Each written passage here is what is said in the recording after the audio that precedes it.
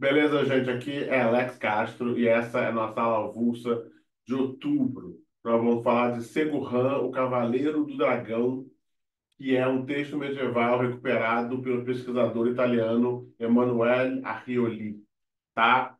Vamos falar disso.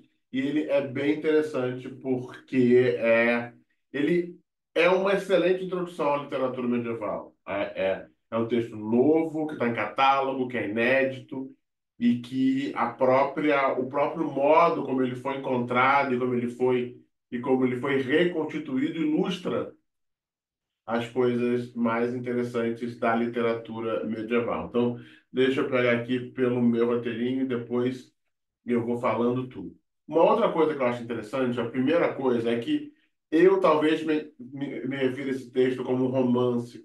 Muita gente chama ele de romance, mas ele não é o que a gente convencionou chamar de romance. Essa palavra romance é uma palavra muito traiçoeira, porque ela quer dizer coisas diferentes em várias línguas. Hoje, na nossa língua, em português, romance é um gênero literário que se convencionou dizer que começa com Don Quixote. Então, o Don Quixote seria o primeiro romance. E o que é um romance na língua portuguesa hoje, na acepção mais comum? É uma obra em prosa, moderna para contemporânea, quer dizer, de Don Quixote para cá, e, segundo uma definição que eu acho a melhor de todas, é uma obra literária onde o protagonista está, está em situação de deslocamento. Deslocamento não é uma boa palavra. Ele está deslocado do seu ambiente. Ele não está bem situado. Tentando explicar melhor. Aquiles está perfeitamente bem colocado naquele mundo épico da Ilíada. Aquiles nasceu por Ilíada e a Ilíada nasceu por Aquiles.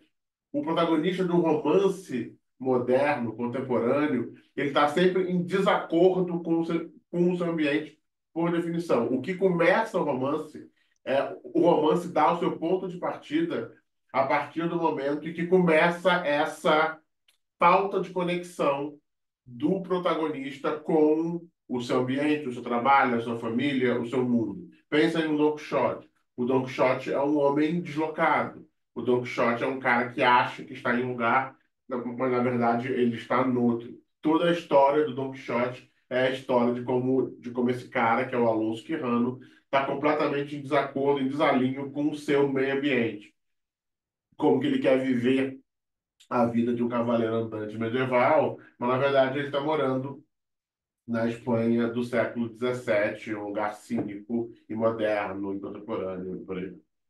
Então, isso é um romance, tá? Um romance é esse gênero literário que nasce com o Don Quixote e que hoje é isso, é Ulisses, Dom Casmurro, Hora da Estrela, e por aí vai. Só que na Idade Média, só que isso, o romance, teoricamente, é inventado por Don Quixote, que é de 1605. E antes de 1805, quando não tinha romance, usava essa palavra, mas usava essa palavra para outra coisa. Romance era a palavra para literatura romance ou língua romance. Vamos lembrar que na Idade Média, a língua principal de cultura e de aprendizado e de ciência era o latim. Então tudo a priori era em latim.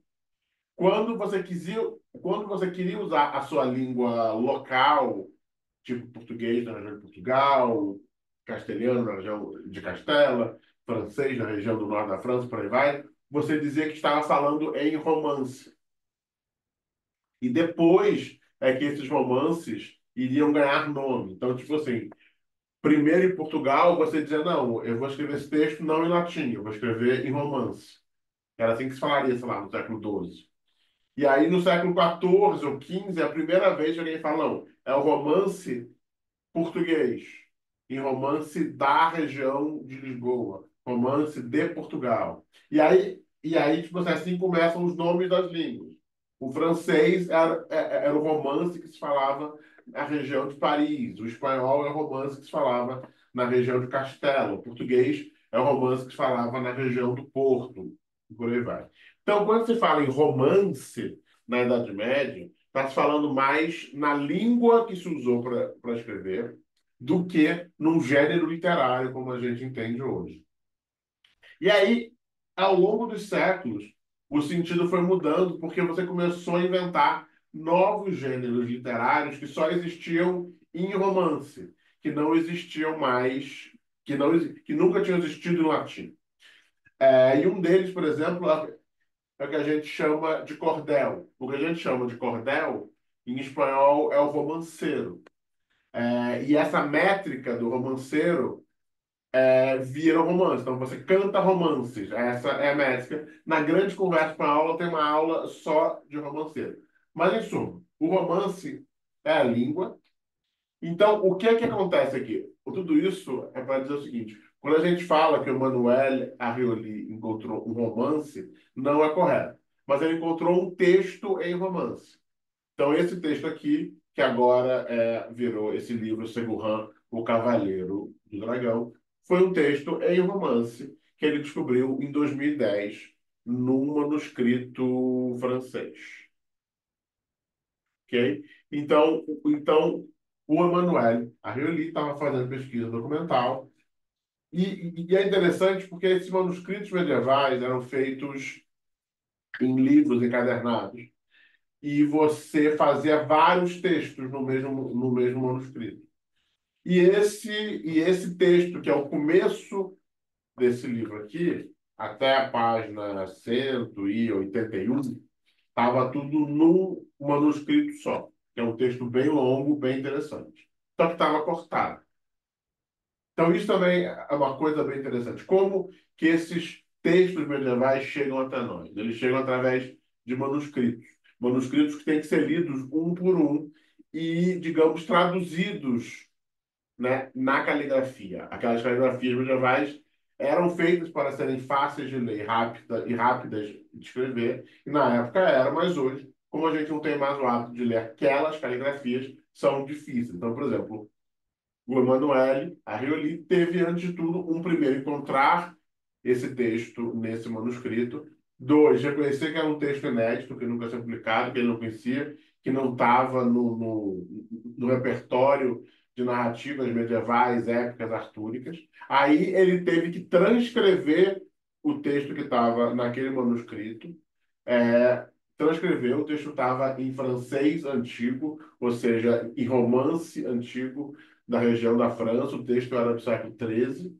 Ele primeiro transcreve esse texto para o computador, né, igual como estava em francês antigo, e depois ele traduz para o francês contemporâneo, para o francês atual que se fala hoje. E aí, isso foi em 2010 que ele encontrou esse manuscrito. Em 2019, 9 anos depois, ele publica na França uma edição crítica em 2 volumes, desse texto em francês antigo.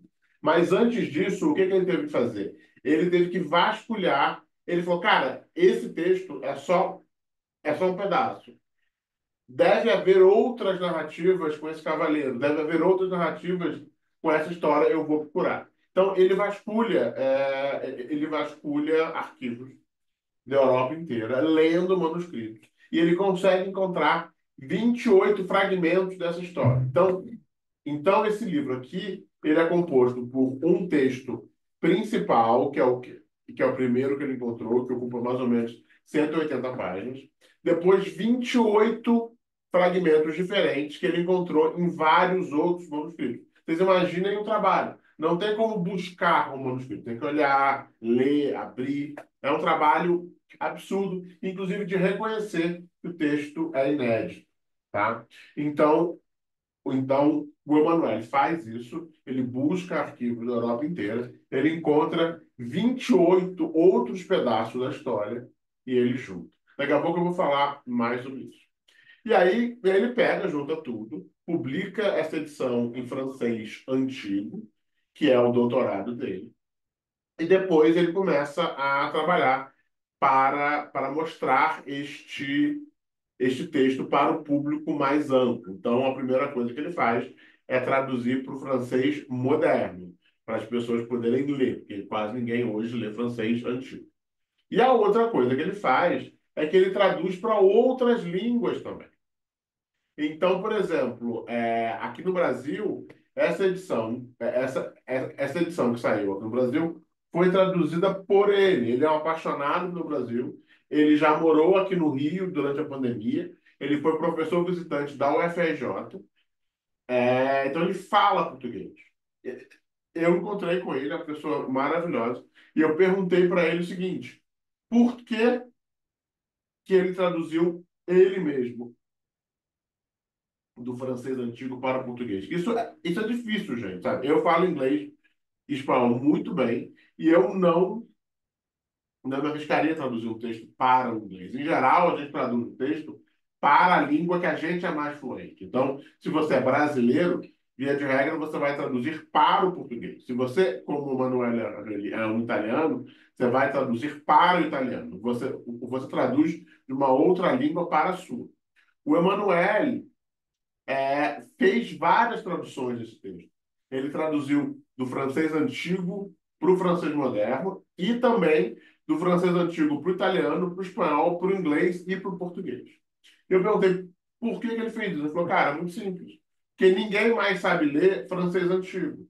Se eu mandasse a minha edição em francês antigo para o Brasil, ninguém iria conseguir traduzir. Ninguém fala, poucas pessoas falam francês antigo. Então, digamos, o tradutor brasileiro teria que traduzir da versão do Arioli para o francês contemporâneo, que já é uma versão muito adaptada. Então, ele falou o seguinte, cara, se o tradutor brasileiro, ou espanhol, ou italiano, ou inglês, traduzisse da minha versão para o francês contemporâneo, seria a tradução da tradução, e que sempre gera muito mais distorção, né?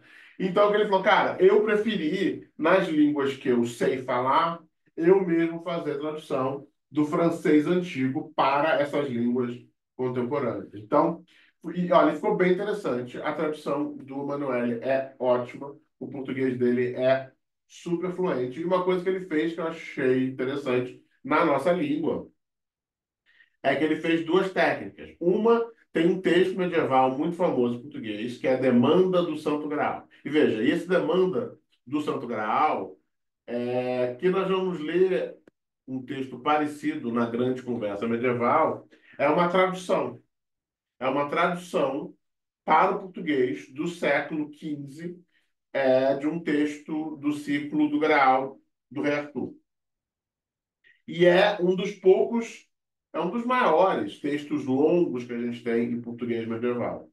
Então, por exemplo, o Emanuele, para pegar o clima do português medieval, as palavras, a sintaxe, tudo, ele usou esse livro. Apesar de ele ser um pouco mais antigo, ele é mais ou menos da mesma época que os manuscritos do Emanuele.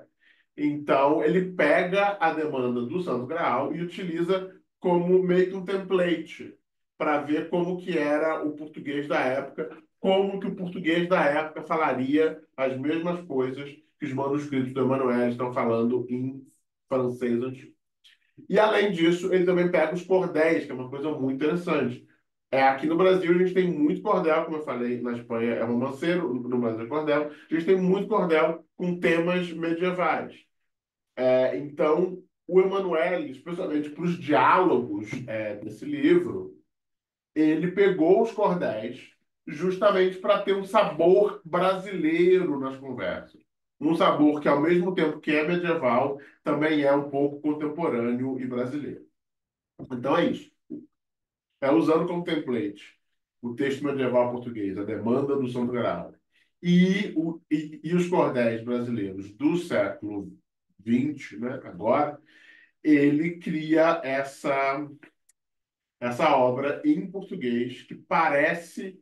É isso, é muito legal, gente, é muito fluente. Parece de fato que é um texto medieval, medieval português, mas também contemporâneo. É, tá.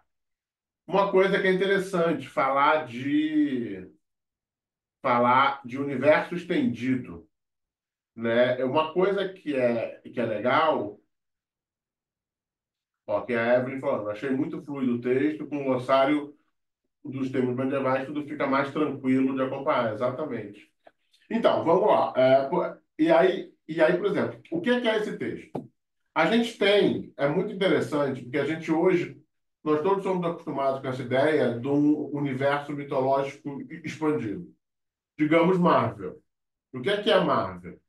É um universo onde você tem uma série de heróis, que todos nós conhecemos, Homem-Aranha, Capitão América, Homem de Ferro. Eles foram criados por pessoas diferentes, em épocas diferentes, mas eles todos compartilham o mesmo universo.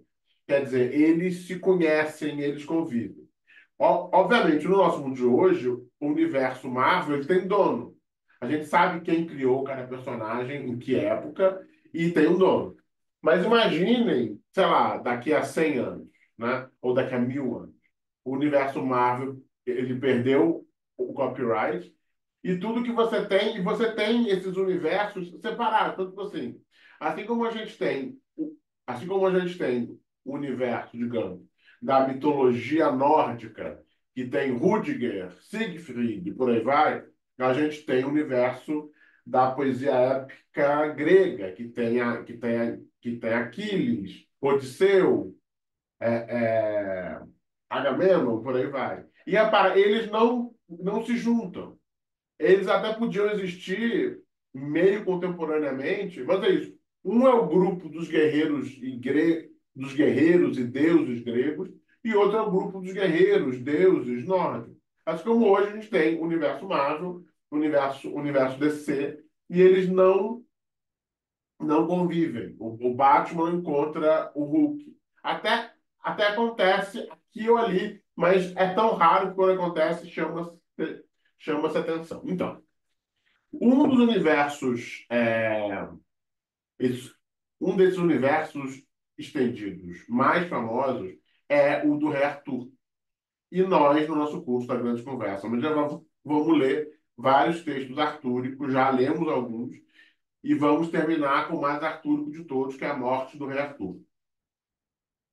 E que eu vou dar para vocês lerem esse, porque esse é o texto mais recente e que meio que tenta juntar todo mundo num livro só. Então tipo assim, para a gente não ficar lendo 1000 livros artúricos, vamos ler só esse, que é o principal. Mas é isso, o que é o Reino Artúrico? São vários séculos de histórias escritas, cantadas, pensadas em vários países, em várias línguas, com mais ou menos os mesmos personagens. E eles vão surgindo, e à medida que eles vão surgindo, eles vão ficando mais populares. Então, por exemplo, no começo, você tinha só o Rei Arthur e vários cavaleiros. Aí, de repente, falava da rainha Guinevere sem grandes detalhes. E aí, por exemplo, o Chrétien de Troyes, que a gente já leu na grande conversa medieval. Ele é o primeiro que a gente saiba, né? A gente pode ter perdido o texto, mas ele é o primeiro que a gente saiba que inventa o Lancelot. Lancelot como cavaleiro medieval perfeito, que é amante da rainha Guinevere. Então, esse subcírculo, esse subnúcleo, é isso, do Lancelot, guerreiro perfeito, e da Guinevere, rainha adúltera, que a gente saiba, é criado pelo Chrétien. Mas ele faz tanto sucesso, ele tem tanto potencial dramático, que outros autores, pessoas, cantores, que vão cantar esse universo, pegam esses personagens e reutilizam. Ou, por exemplo, digamos, a gente leu também, a gente viu, as pessoas leram, na aula do Chrétien, o romance dele, do Percival. Que ele fica incompleto. Então, o Chrétien inventa essa ideia de Graal e inventa o Perceval como o cavaleiro que vai atrás do Graal. Mas ele não completa o livro, teoricamente, porque ele morre antes. E aí, no texto desse mês para a grande conversa, medieval, que é o texto do Wolfram von Eschenbach, ele pega esse Percival. O Percival, que a gente saiba, foi inventado pelo Chrétien, tanto Percival quanto Graal. Mas o Wolfram pega tanto Percival quanto Graal, desenvolve e cria novas histórias. Então é isso. E não tinha dono, gente. É isso. Não tinha copyright, não tinha nada. Qualquer pessoa podia inventar uma história com o Rei Arthur, com o Percival, com o Lancelot, com o Gawain, e sair cantando essa história. E pronto, você tinha uma nova história. E repara que nem todas as histórias precisavam concordar umas com as outras. Então, às vezes, você pode ter várias versões da mesma história, elas não se completam, elas coexistem, mesmo que uma anule a outra. Então, por exemplo, a gente tem uma ideia que esse texto que o Manuel achou, o Segurran, Cavaleiro do Dragão, é o personagem principal. O Segurran aparece em várias obras artúricas, mas ele nunca é o principal. Ele é sempre um daqueles cavaleiros coadjuvantes, que é mencionar, e também estava lá Segurran, e por aí vai. E aí, em algum momento, algum cantor, algum intérprete, algum poeta decidiu criar uma história com esse Segurran. Por que o Segurran está sempre dito que é o cavaleiro do dragão, e sempre que se fala nele, se menciona que ele tem um dragão, que era perseguido por um dragão, que ele matou o dragão, a gente imagina, teoriza, que talvez o Segurran seja o nome francês, nome afrancesado, do herói nórdico-alemão Sigurd, ou Siegfried, que a gente viu na Canção dos Nibelungos e a gente viu na saga islandesa. Então, pode ser que o Segurran seja um crossover. Pode ser que o Segurran seja esse personagem das fábulas nórdicas ou alemães, que alguém decide trazer ele para o universo artúrico, ele e seu dragão, e ver como que seria. Então, quer dizer, hoje a gente pode considerar que talvez esse livro, O Segurran, o Cavaleiro do Dragão, seja um crossover entre os universos nórdico e astúrico. E artúrico. Faz sentido isso?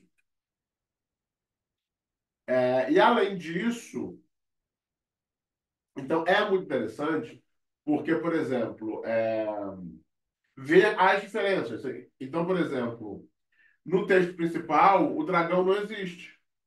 O dragão é um sonho. Na verdade, vamos só voltar um pouco antes de sair correndo com isso. O que eu acho interessante também desse livro do Segurran é que, para quem leu o Chrétien de Torá, para quem está lendo o Wolfram von Eschenbach para essa aula da Grande Conversa Medieval, esse, esses são romances do auge da cavalaria.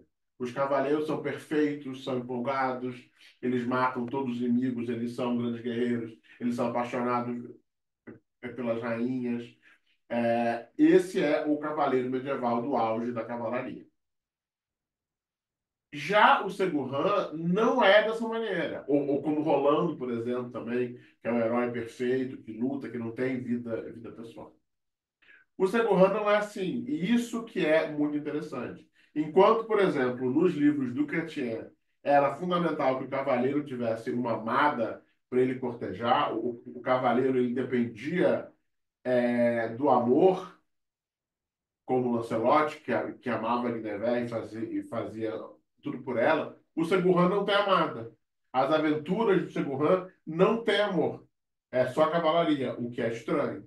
Até, até inclusive, também isso é muito interessante. Um dos fragmentos que o Manuel encontra é uma história de amor para o Segurran, que é como se fosse um afterthought. Tipo, olha, esse cara é o único cavaleiro que não tem uma amada. Eu vou fazer uma história mostrando a amada dele. Então aí você já cria. E aí você já cria histórias que meio se anulam. Porque é isso. Na história principal do Segurran, ele não tem amada. Mas você tem uma outra história que ele tem amada. Então ele tem amada ou não tem amada? Mais ou menos. Na lógica interna da primeira história, ele não tem amada. Ele é importante ser um cavaleiro solitário. Na lógica interna da segunda história, ele tem amada. As duas histórias são do Segurran, mas elas não podem existir ao mesmo tempo. Então, outras coisas, por exemplo, os cavaleiros são sérios, levam honra a sério. As zombarias, em geral, levam à morte. Mas, nessa história aqui, a gente tem o Dinadan, que é um dos companheiros de aventura do Segurran, que zomba dele de forma tão desrespeitosa que ele teria sido morto por outro cavaleiro mais sério. É isso. Um cavaleiro sério, duro, não teria deixado o amigo fazer pouco dele. Mas aqui pode. Então, olha que interessante. O Segurran é um guerreiro medieval idealizado, mas também não é. Ele não tem amada, às vezes tem. Ele tem um colega de aventura que zoa dele de uma forma que não teria sido possível nas aventuras de cavalaria mais sérias. Por exemplo, a gente leu na Grande Conversa Fundadora Garganto e Pantagruel do Rabelais, que é um texto francês do século XVI, começo do Renascimento, final da Idade Média, que apela muito para o grotesco. São histórias de gigantes que comem horrores, bebem horrores, mijam horrores. Tem uma hora que o Gargantua sobe na Catedral de Notre Dame, dá uma mijada lá embaixo, e a tamanho volume de mijo que ele afoga meia Paris, né? Então você tem no Garganto, no Pantagruel, em outras obras dessa virada da Idade Média para o Renascimento, esse elogio ao descomunal, ao grotesco, ao engraçado, que é uma forma também de você criticar a Idade Média. Você pega esses textos medievais e você bota um tom grotesco. Segurran já tem isso. Então, o Segurran, ele está apontando para isso. Por exemplo, o Segurran, aqui protagonista, ele é enorme, ele tem um apetite descomunal, gigantesco, ele não para de comer, come 20 tortas. Então, ele já aparece com o Gargantua e o Pantagruel. Ele já aparece, ele já é um personagem que não ficaria. É isso. O Segurran ele poderia ser um personagem cavaleiro das histórias do Chrétien, mas ele também não estaria fora de lugar no Gargantua e Pantagruel como um gigante grotesco e insaciável. Uma outra coisa também, a loucura. Um outro tema do Renascimento era a loucura. A gente vai ler na Grande Conversa Medieval o Orlando Furioso. E a grande graça do Orlando Furioso, o Orlando fica furioso por quê? Porque ele enlouquece. Ele descobre que a sua amada não amava ele de verdade. E ele fica louco e sai pela floresta matando todo mundo. Esse é o Orlando Furioso. Essa é a fúria do Orlando. Ora, isso é século XVI. Mas já no Segurran, que é entre o século XV, entre o século XIII e XV, você já tem uma loucura amorosa. Você já tem um dos cavaleiros do Segurran, que é o Palamedes, que enlouquece e sai em fúria pela floresta, matando todo mundo. Então você já tem essa questão do herói não perfeito, do herói zoado, do herói deslocado, do herói grotesco. Então, vários temas que já não são tão medievais e que já apontam para o Renascimento já estão presentes no Sigurd. E, finalmente, o que eu acho que é mais interessante, que é o fato do dragão não existir, né? É, os guerreiros do Chrétien, do Wolfram, do Rolando, eles estão sempre lutando contra inimigos reais. Segurran, não. É dito bem claramente no manuscrito que o dragão contra o qual ele luta, que o seu grande inimigo, o dragão, é uma ilusão criada pela fada Morgana para distraí-lo. Que é, na verdade, tão real é, é, quanto, digamos, o dragão é tão real quanto o gigante que Don Quixote está atacando. Porque a verdade é que Don Quixote acha que está atacando gigantes, mas está atacando moinhos de vento. Da mesma maneira, o Segurran acha que está atacando um dragão, mas não está, porque o dragão não existe. Então, essa questão do grande herói, do herói honrado, que é grotesco, e ele não tem nem um inimigo real, o inimigo dele é uma ilusão, nada poderia ser mais contemporâneo que isso. A gente está falando de um herói deslocado do seu ambiente, de um herói que acha que um dragão existe e que não existe, e acha que ele é um herói matador de dragão, que ele não é. Repara também que essa é a premissa do manuscrito principal que o Emanuel encontrou. Depois, outras pessoas fizeram histórias nas quais o Segurran mata o dragão. Então, veja que interessante. Na história original, ou mais antiga, digamos assim, o Segurran não tá enfrentando inimigos de verdade. O dragão é falso. Mas aí, como eu falei, qualquer um pode criar uma nova história do Segurran. E aí, em algum momento, 3 séculos depois, alguém criou uma história, que é a última história aqui do livro, que na verdade o dragão existia e o Segurran consegue matar o dragão. Mas é isso. O dragão existia? Sim e não. Na história original, claramente é dito que ele não existe. Nessa outra história, de 3 séculos depois, a história provavelmente foi escrita para mostrar que o dragão existia. Então, o que eu acho muito interessante é que a literatura medieval, a nossa literatura contemporânea, ela tem essas características da da instabilidade da realidade, você nunca sabe quem é o quê, o herói está sempre deslocado, você tem algum humor de forma grotesca. Tudo isso que a gente tem na literatura contemporânea, a gente encontra no Segurran essa literatura medieval. Então a gente vê que a literatura medieval já tem esses temas, né, embrionários e apontados.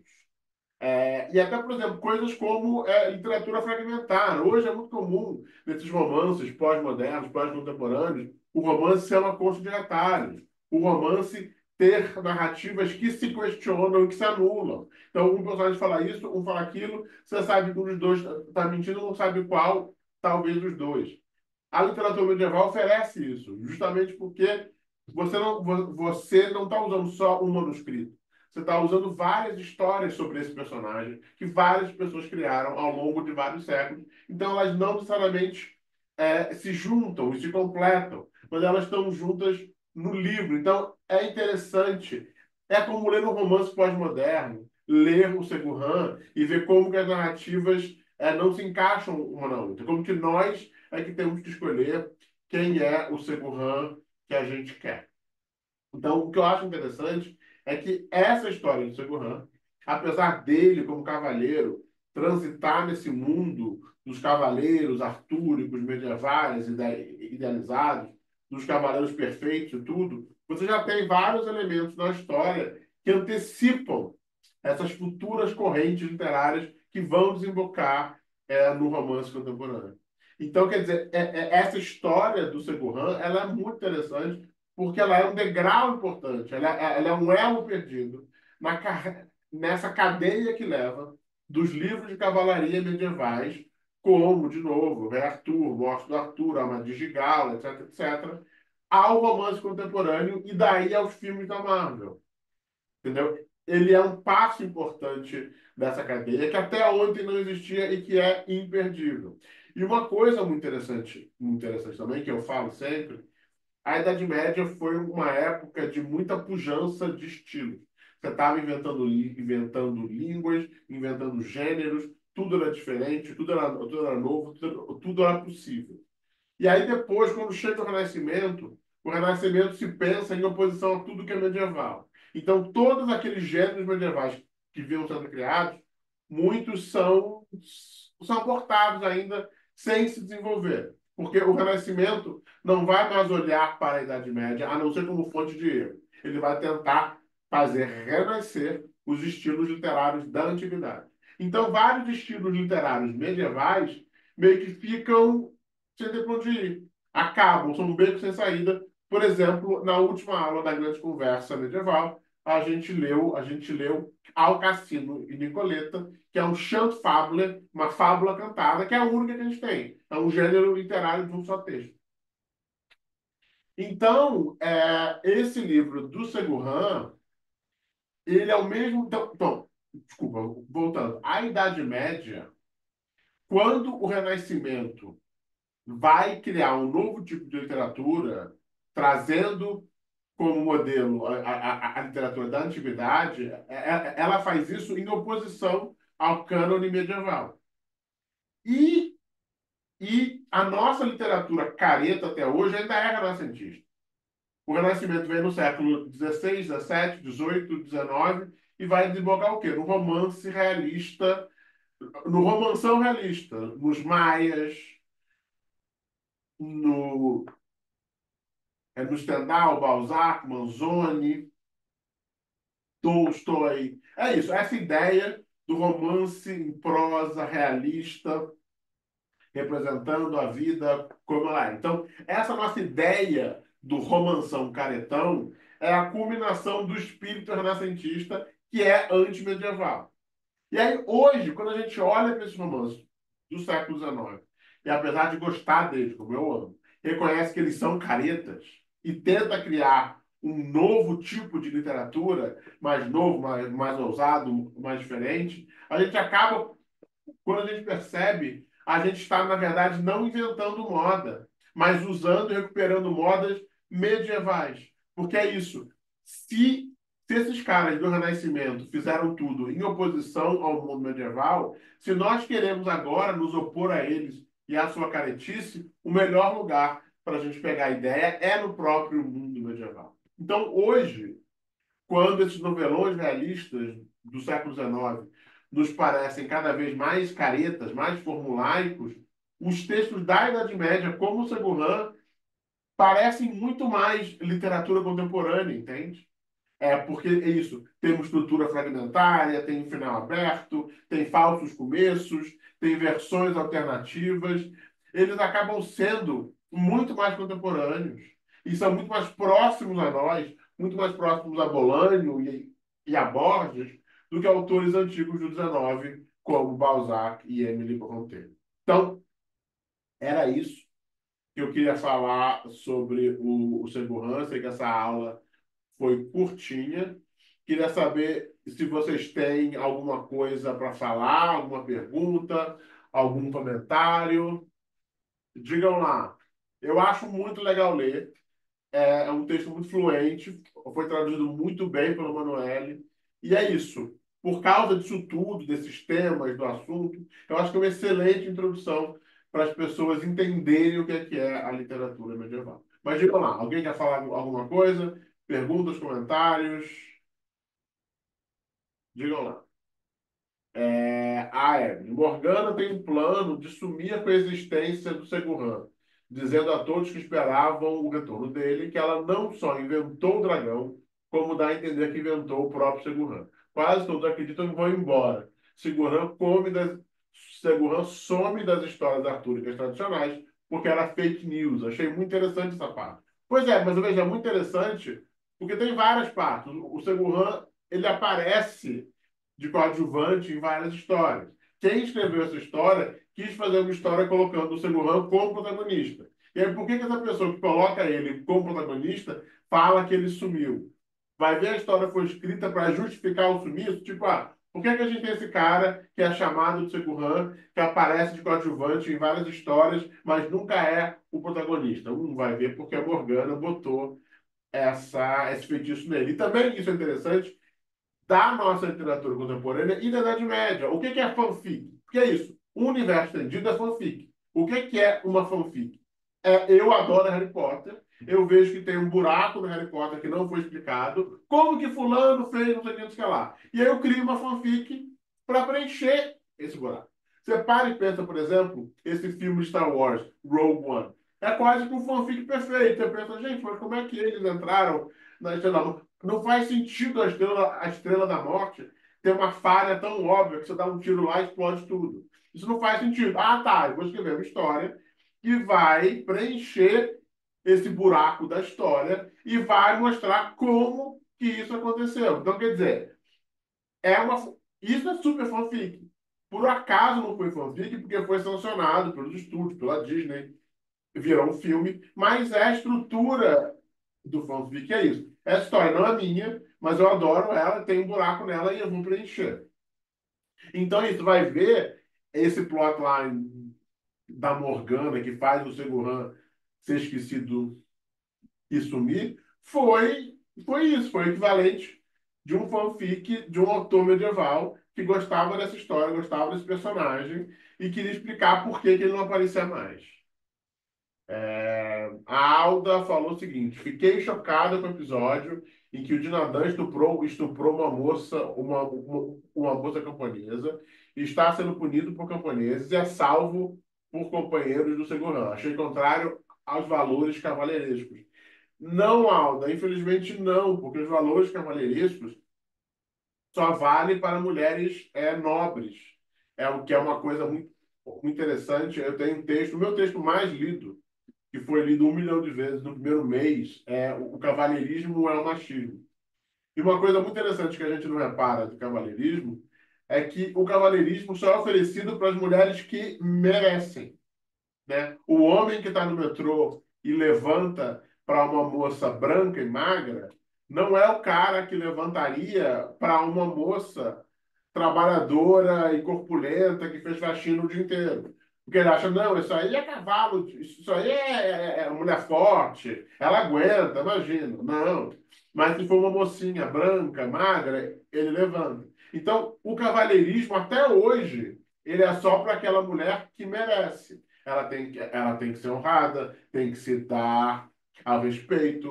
Se ela é vadia, se ela transa com pessoas, ou se ela é da cor errada, ou se ela é trabalhadora, então ela não merece o seu cavalheirismo. É ela que se vire. Então, e é isso, você vê hoje os caras no metrô. Você vê que tem algumas mulheres que merecem um tratamento cavalheiresco e outras não. Na Idade Média era pior ainda, né? Os valores cavalheirescos eram para mulheres nobres, para mulheres camponesas, que era o termo vilã. Vilão e vilã vem de pessoa que mora na vila. São pessoas baixas. É daí que vem o termo.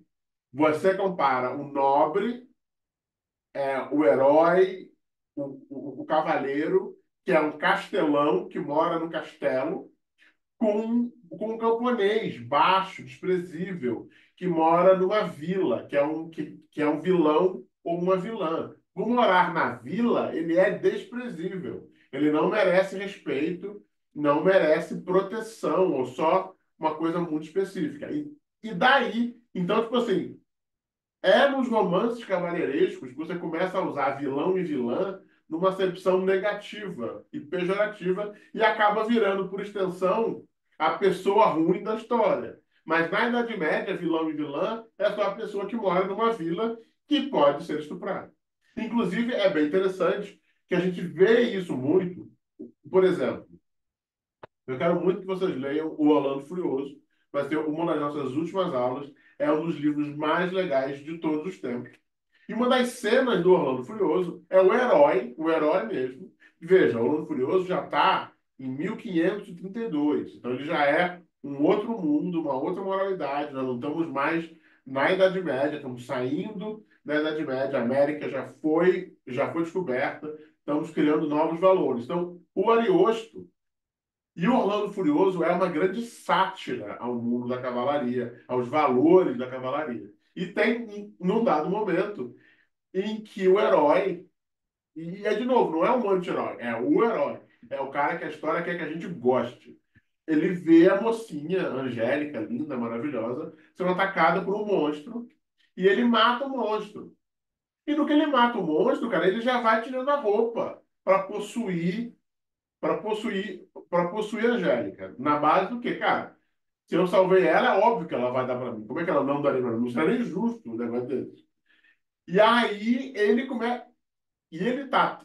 E a Angélica é tão linda, e ele tá tão ansioso para transar com a Angélica, depois salvar ela do monstro lá, que ele se enrola na fivela, na armadura.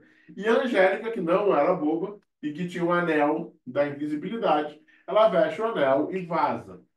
Mas eu acho interessante essa cena, porque aí sim está zoando, né? Aí sim o Ariosto está zoando de que ele bota o grande herói para estuprar a mocinha e para ele indicar como que naquela época isso já não era mais ok, ele bota o herói se confundindo com as fivelas e a mocinha puxando o carro. Então, esse é só um de mil exemplos de como que o Orlando Furioso do Ariosto faz uma crítica e uma releitura dos livros da cavalaria. Que mais? Alguém mais quer perguntar alguma coisa? Mais alguma pergunta? Dúvidas, questões? Querem dizer que, o que acharam? Então, eu acho que é bem interessante esse livro para a gente começar a ler literatura medieval. Ele é interessante porque ele obriga a gente a pensar em manuscritos, como que esses textos eram apresentados, da maneira fragmentária que eles eram escritos, da maneira fragmentária que nós os encontramos hoje, do fato que nem todo fragmento, por não terem sido escritos pela mesma pessoa, vai concordar um com o outro. Então, a gente pode ter 28 versões diferentes da história do Segurran. A gente tem 28 trechos de manuscritos que não necessariamente concordam um com o outro. Você tem, você tem os valores medievais ali, heróicos, bem estabelecidos, mas também você tem muita coisa que aponta já para o Renascimento, para a criação do romance. Então, por tudo isso, é um texto muito, muito interessante para começar a conversar sobre o que é que era a literatura medieval. Mais alguma coisa, gente? Digam lá. A hora é agora. Mas tá vendo o que eu te falei, Evelyn? Eu comecei a aula doente, exausto, quase dormindo. Já estou acabando super empolgado. Agora eu não vou dormir mais tão cedo. Antes da aula, eu estava quase dormindo e eu ia direto. Agora que a aula está acabando, Deus sabe quando que eu vou dormir. Porque eu já fiquei todo empolgado pensando e falando no segundo ano. Gente, pergunta, comentário, senão a gente encerra. Mas a hora é agora. Foram 40 segundos de aula, tá bom? Sabia que ia ser uma aula mais curta mesmo. Mais alguma coisa? Dúvidas, questões? Dou-lhe uma, dou-lhe duas, dou-lhe três. Beleza, gente. Então, esse foi o Segurran, o Cavaleiro do Dragão, traduzido para o português por Emmanuel Arrioli. A próxima aula vai ser sobre Senhorita Júlia do Strindberg, que eu acho que é a peça europeia mais carioca, mais brasileira de todos os tempos. É curtinha, é tamanho de peça de teatro, fácil de ler. E aí eu quero discussão. Eu quero todo mundo de cama ligada. Eu quero saber o que é que vocês acharam, porque tem muita coisa para achar, tem muita polêmica, tem muita dinâmica. É um texto de 1880, mas que é absurdamente contemporâneo. Poderia ter sido escrito hoje, ontem, amanhã. Tá bom? Então é isso, gente. Muito, muito obrigado. Amanhã eu estou indo para Paraty, para Flip. Estarei lá na sexta-feira no evento. Para quem quiser me ver, tá em todas as redes o anúncio. Beijo, beijo, e é isso. Tchau, tchau.